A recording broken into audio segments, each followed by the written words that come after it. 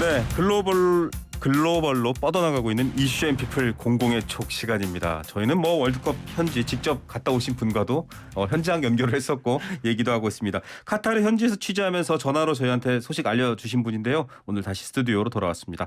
이데일리 이성무 기자입니다. 어서 오십시오. 네, 안녕하세요. 냉탕과 온탕을 오가는 기분이 됐어요. 왜냐하면 카타르는 좀 따뜻한데 네네. 한국은 또 춥잖아요. 그 카타르 내에서도 낮에는 굉장히 더운데 네. 또 저녁에는 선선하고요. 네. 무엇보다 기름이 이제 굉장히 싼 나라니까 에너지 걱정을 안 해도 되는 나라니까 실내는 추워요. 네. 그래서 한낮에 더울 때도 저 겉옷을 항상 입고 다닐 수밖에 없었던 굉장히 좀 색다른 경험이었습니다. 네, 이게 사실은 중동, 사막 뭐 혹은 아주 뜨거운 지역의 어떤 특징일 텐데 현지 취재 다녀오신 소감 전체적으로 어떠셨나요? 좀 취재 편이라든지 뭐 여러 가지 제반 인프라 이런 것들은 좀 만족스러우셨어요? 네, 일단 뭐 제가 세 번째 월드컵 출장인데 네. 뭐 경기장이라든지 이런 시설이라든지 이런 거는 역시 돈으로 뭘 하는 거는 오일머니. 카타르를 따라하면 안 되겠다. 네. 카타르를 이길 수 없구나. 이런 걸 좀 느꼈는데 한편 그리고 이제 무엇보다 경기도보다 조금 작은 면적에서 8개 경기장이 있고 집중적으로 경기가 네. 열리다 보니까 이곳을 찾은 축구 팬들이라든지 뭐 취재진이라든지 이런 사람들이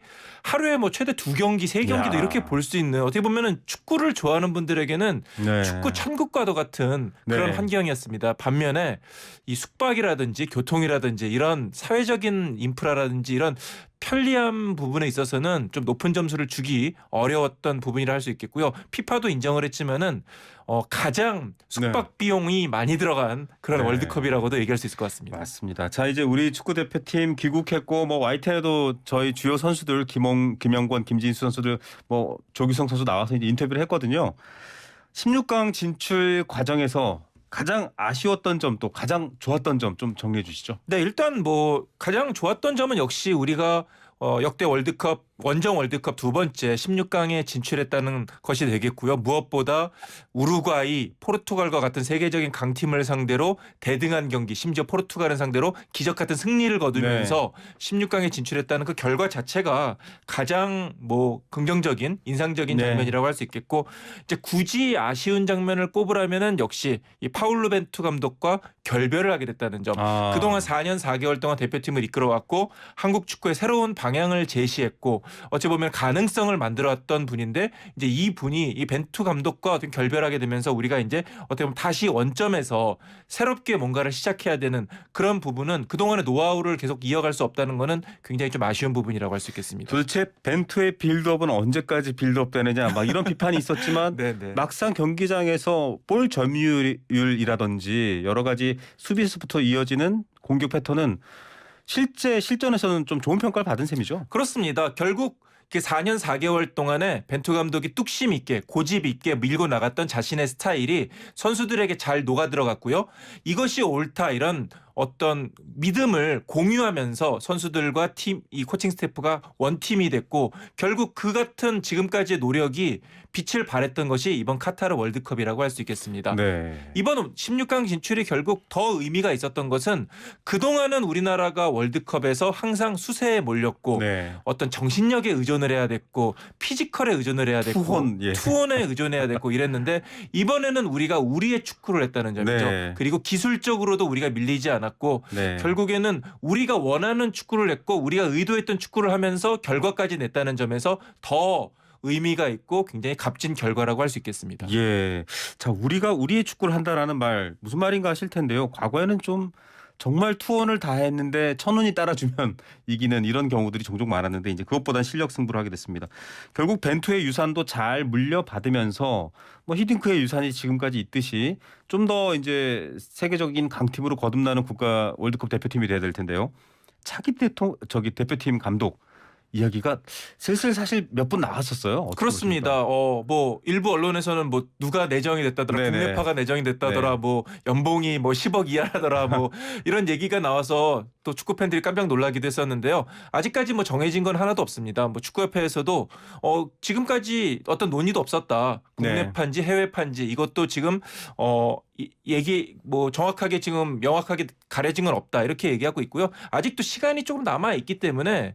뭐 천천히 결정을 해야 될 것으로 보이는데요. 어쨌든 중요한 것은 벤투 감독이 그동안에 이어왔던 그동안의 노하우 네. 이런 것이 계속 이어질 수 있도록 이제 준비를 해야 된다는 거죠. 그러니까 네. 어떻게 하면은 우리가 월드컵 같은 큰 무대에서 계속해서 좋은 성적을 거둘 수 있느냐 이거를 우리가 이제 잘 알게 된 거예요. 노하우를. 그런 만큼 그런 부분까지도 잘 감안을 해서 새 감독을 찾아야 될 것 같고요. 한 가지 또 주목해야 될 부분은 4년 뒤 북중미 월드컵은 48개 나라가 나가게 됩니다. 본선에. 네. 게다가 아시아에서 8장 내지 9장의 본선 티켓이 주어지기 때문에 네. 어떻게 보면 전략 자체가 달라져야 되겠죠. 그전에는 네. 아시아 지역 예선을 통과하는 것에 대해서 또 무게를 둘 수밖에 없었다면은 이제는 어느 정도는 물론 네. 무조건 간다는 건 아니지만 아시아 지역 예선 통과는 어느 정도 기정사실로 두고 본선을 대비해야 되는 그런 상황이 조금 달라졌다고 볼 수 있겠거든요. 네. 그런 부분도 역시 대표팀 신인 감독을 찾는 데 있어서 중요한 요건이라고 변수라고 할 수 있겠습니다. 네, 다음 월드컵부터는 이렇게 바뀌는 부분이 있기 때문에 그것까지 좀 전략을 잘 짤 수 있는 분 얘기인데 도대체 왜 48개국이 된 건가요?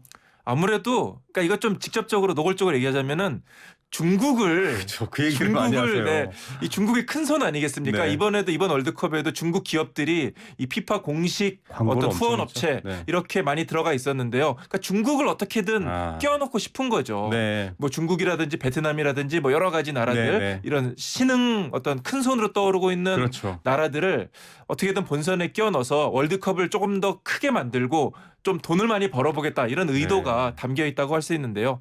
글쎄 이게 옳은 건지는 솔직히는 잘 모르겠습니다. 네, 피파도 그렇고 축구협회도 그렇고 약간 돈에 굉장히 민감해할 수밖에 없는 부분들이 있는 것 같습니다. 자, 이제 좀 축구 경기 얘기로 넘어가기 전에 저는 그렇게 우리나라 국민들이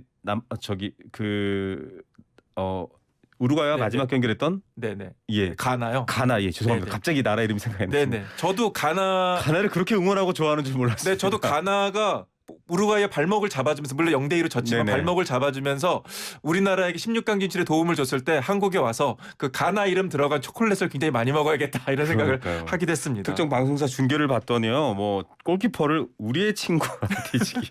아 정말 그만큼 우리나라 국민들이 축구를 사랑합니다. 자, 4강 대진표 완성됐는데 브라질을 꺾은 크로아티아가 눈에 좀 띕니다. 왜냐하면 우리도 브라질하고 경기를 했잖아요. 그렇습니다. 크로아티아가 브라질을 어떻게 이기는지를 잘 보여줬습니다. 뒤로 물러서서 버스로 두 줄을 세웠고요. 네. 그리고 최대한 거칠게 네.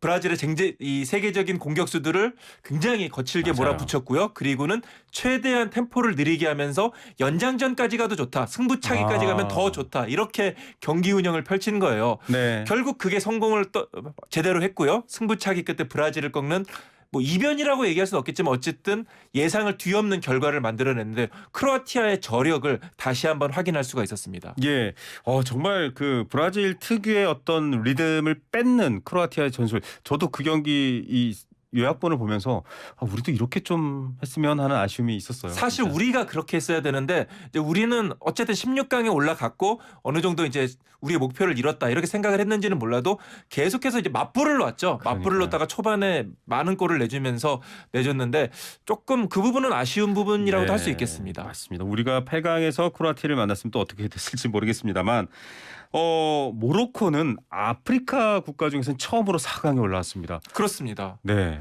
모로코는 사실은 굉장히 독특한 팀이에요. 네. 엔트리 26명 가운데 14명이 모로코에서 태어나지가 않았습니다. 주축 선수들이 다 스페인, 뭐 네덜란드, 독일, 네. 심지어 뭐 캐나다 이런 나라에서 태어난 선수들이에요. 이중국적이군요. 네, 그렇습니다. 이중국적이고 이제 부모들이 다 다른 나라로 이민을 가서 거기서 태어나서 어떻게 보면은 그 아프리카 팀이긴 하지만은 동시에 유럽 축구에서 자라난 선수들이 팀을 이뤄서 지금 이 돌풍을 네. 일으킨 거거든요. 그렇기 때문에 꼭 아프리카 축구의 어떤 성공 이렇게 보기보다는 뭔가 좀 독특한 그런 케이스라고도 얘기할 수 있겠고요. 무엇보다 역사적인 배경이 이 모로코의 4강 시 굉장히 큰 영향을 미쳤습니다. 네.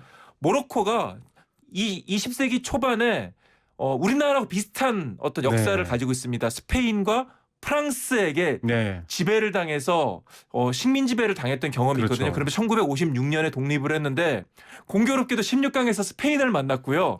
이번 4강에서는 프랑스를 만났습니다. 그러니까 모로코 선수들이 그 역사를 알고 있는데 도대체 어떤 마음으로 뛰었겠습니까? 정말 4강 진출은 그냥 얻은 건 아니다. 우연의 결과는 아니다. 이런 생각이 들고요. 선수들이 다시 8강에서 승리를 하고 나서 다 어머니들을 다 그라운드에 모여서 같이 함께 가족들이 기뻐했거든요. 그러니까 자신을 키워주고 정말 다른 나라에서 고생하면서 축구 선수로 키워주기 위해서 모든 걸 희생한 부모님을 생각하면서 이 모로코 선수들이 다 열심히 뛰었기 때문에 이 결과가 나왔다고 할 수 있겠습니다. 네. 어떻게 보면 뭐 이민자의 승리, 아프리카계 유럽 이민자의 승리 이렇게 볼 수도 있으면서 한편으로는 굉장히 축구는 역시 민족주의적이다. 그렇습니다. 이런 생각이 그 드네요. 스토리를 보면은 정말 뭐 남 얘기 같지 않은 그런 생각이 듭니다. 자, 그러면 이제 월드컵 얼마 남지 않았는데 많은 분들이 이제 4강 대진의 결과를 궁금해합니다. 객관적 전력으로 보면 사실 한 두 팀 정도 꼽히거든요. 네. 그런데 알 수 없잖아요, 축구라는 게. 아르헨티나와 크로아티아가 일단 맞붙게 되고요. 네. 모로코와 프랑스가 맞붙게 되는데요. 그냥 딱 보면은 피파 랭킹 어쩌고 저쩌고 하면은 아르헨티나 프랑스. 그리고 프랑스 이렇게 네. 맞붙겠네 하는데 많은 축구 팬들이 그 경기를 기대는 하고 있어요. 네네. 그런데 이번 카타르 월드컵을 지금까지 보시면 알겠지만은 뭐 예상이라든지 객관적 전력은 전혀 의미가 없고요. 맞아요. 뭐 이변의 월드컵이라고 하지 않습니까? 네. 무엇보다 뭐 크로아티아는 브라질을 이겼는데 아르헨티나는 못 이기겠습니까? 네. 또 방금 말씀드렸지만 모로코는 이 프랑스 자신들을 지배했던 그 역사적인 복수를 하기 위해서 지금 또 칼을 갈고 있단 말이죠. 네. 그렇기 때문에 4강전 결과는 알 수 없고요. 어쩌면은 저는 모로코가 진짜 아프리카 최초의 월드컵 우승을 할 수 있지 않을까 이런 생각까지도 와. 개인적으로는 갖고 있습니다. 예. 하지만 또 많은 분들이 메시의 마지막 월드컵 아르헨티나의 우승을 왠지 모르겠습니다. 응원하시는 분들도 있더라고요. 네. 아르헨티나가 4강에 올랐을 때 아르헨티나와 전혀 상관이 없을 것 같은 방글라데시에서 네. 5천여 명의 시민들이 다 쏟아져 나와서 막 만세를 부르고 환호를 질렀다고 하거든요. 메시의 팬들이 많아요. 네, 정말 메시의 팬들이 전 세계에 정말 네, 많은 것 같습니다. 맞습니다. 손흥민 선수도 마찬가지인데요. 끝으로 손흥민 선수 네. 다음 월드컵에 나올까요? 은근히 이걸 궁금해하시는 분들 많으세요. 이제 30살이거든요. 네. 사실 4년 뒤 34살인데 충분히 부상이라든지 다른 변수만 없다면 나이 때문에 못 나오는 일은 없을 거라는 생각이 들고요. 손흥민 선수 이번 월드컵에서도 확인할 수 있듯이 너무 책임감이 강한 선수입니다. 네. 한국 축구에 있어서 정말 내가 어떻게든지 기여하고 몸이 부스러지던 간에 그래도 기여하고 싶다 이런 마음이 있기 때문에 뭐 그때까지 기량이 건재하다면은 몸이 건강하다면은 네. 34살 월드컵 충분히 가능하다는 생각이 듭니다. 예. 자, 메시도 87년생이에요. 손흥민 선수보다 5살이나 많은데 네, 우리나라의 결정적인 어시스트를 했던 호날두 선수도 네. 37살 아니겠습니까? 별명이 한반두가 됐어요. 네, 포르투갈의 페페 같은 선수도 39살이기 때문에 뭐 네. 충분히 34살 뛸 수 있습니다. 맞습니다. 호날두 선수의 어시스트가 새삼 감사하고 가나 골키퍼의 맹활약이 감사했던 이번 월드컵이었습니다. 끝으로 보통은 이제 이런 대표팀 선수들의 경기력 외에 네. 그 외에 좀 다음 월드컵을 위해서 이를테면 국내 리그는 아직도 그렇게 또 많이 좋아지고 있습니다만 활성화되지 않은 면도 있고요. 간단한 조언 한마디 마무리 부탁드립니다. 이번 월드컵에 있어서 가장 제가 많이 느낀 거는요. 일단 월드컵 성적만 놓고 보면은 일단 우리나라 선수들이 해외 무대, 큰 무대로 더 많이 나가야 된다 이런 걸 많이 느꼈거든요. 네. 그 대표적인 예가 일본이었습니다. 네. 일본이 정말 뭐 거의 20명 가까운 선수가 유럽 무대에서 뛰는 선수들인데 맞아요. 그 선수들의 경험이 결국에는 이번에 어떤 월드컵에서의 돌풍으로 이어졌다는 생각이 들고요. 네. 마찬가지로 뭐 모로코라든지 뭐 이런 나라들의 돌풍도 결국에는 유럽에서 큰 무대에서 놀았던 맞아요. 경험이 뒷받침이 됐다는 생각이 들기 때문에 우리나라 선수들 뭐 조규성이라든지 네. 이런 K리그에서 뛰는 선수들이 또 더 큰 무대에서 경험을 했으면 하는 바람이 있었습니다. 사회 전체가 축구를 사랑하는 곳에서 실력을 더 키우는 것도 하나의 방법입니다. 오늘 말씀 감사드립니다. 네, 고맙습니다. 이데일리 이성무 기자였습니다.